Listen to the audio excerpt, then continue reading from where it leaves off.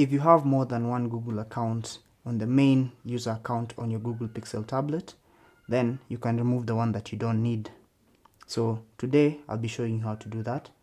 So simply go to settings, and on the left hand side panel, scroll down and find passwords and accounts.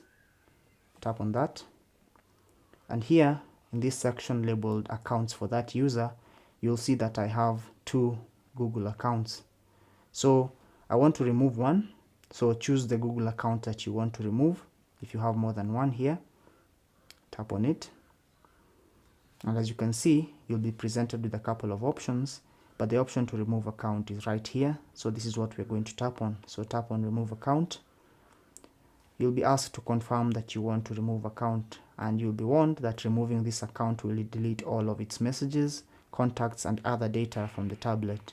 So because that's what we want to do, we'll confirm by saying remove account, and that's it.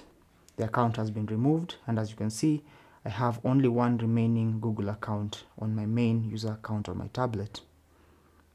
So that's how to remove a Google account from your Pixel tablet. Let me know your questions down below as well as your comments, and I'll talk to you guys in the next one. Good luck.